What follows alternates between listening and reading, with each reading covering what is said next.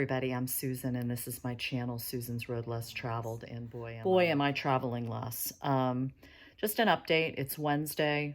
Sunday was the day I broke down on the way from South Carolina to Mississippi.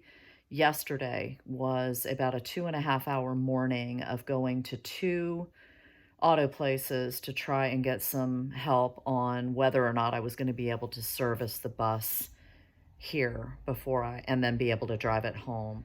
The first place that I towed the bus to was not having anything to do with a VW. I showed up and he indicated that he had seen me pull in, on his video, and was sitting at home going, no, no, no, no, no, I'm not. And so when I walked up, I was like, hey, and he goes, I'm not working on a VW, like right off the bat. VW. And I'm like, but it's not a VW engine. And he said, I'm not working on a VW. And I said, well, can you just humor me and let me pull it into the bay and just get under it and see if you can tell me what you think is the issue. So he did, gave me about 5 minutes, if that, of his time, and then just said, thanks and good luck. He recommended another place, which I called, and they indicated they're not doing any older vehicles, no classic cars anymore. So they apparently were. And they recommended a Firestone. Well, I worked for Firestone like 25 years ago, so I know it's tires and oil, okay? Nevertheless, so Alice runs when there's oil in it. So, she's running, she's just blowing oil. So I decided, I'm not towing again. So she does, turn over, she starts, she runs.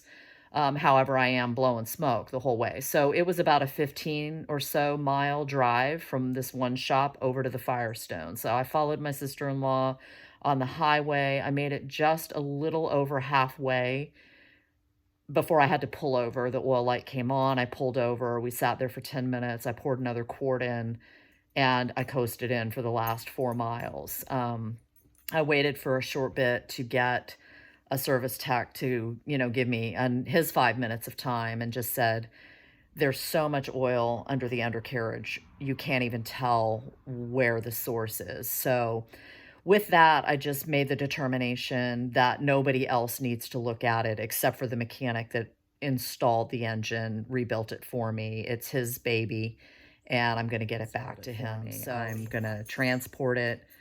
I put in a transport request bid today. This will be the 4th time that I physically have done this.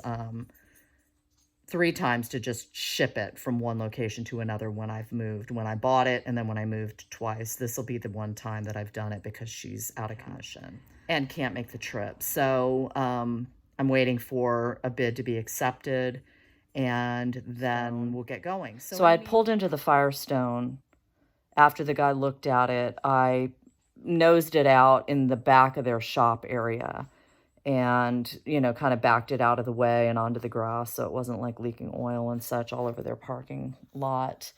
But I thought about it today and decided to go back over there because, first of all, I wanted to let them know that I'm working on getting it transported out and that it's not going to sit. I didn't just abandon a van in their parking lot, but I decided to move it out of their parking lot shop area and park it in this open parking lot that's in a shopping center next to the Firestone that I believe had an old grocery store in it, but the shopping center's kind of abandoned other than a couple of shops and O'Reilly's and such. So I decided that I moved it into that parking lot with nose out. An auto transport could back right up to it and not have to back into a Firestone parking or, behind their garage facility. I wanted to eliminate that hassle.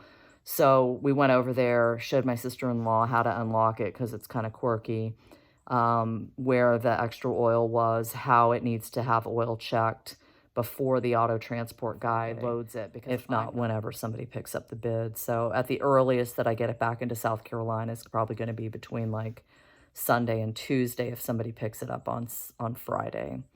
So in the meantime, so we did all that, and then we left and we went over and did a little touring for me to get out in the sun and do some walking around. We took the dogs with us, and we went over to this little town called BayStLouis, and I've never been down this area, so I'm gonna, so I took some photos and I got me an iced coffee and we walked the dogs, and then we drove to another little area just along the bay and got out and just walked the dogs on the beach. And it was actually Sissy's first time on the beach, on the coastal beach. And so I'll roll some film. I'm gonna sign off for today, and just dinner has arrived. Everybody have a blessed day. Bye.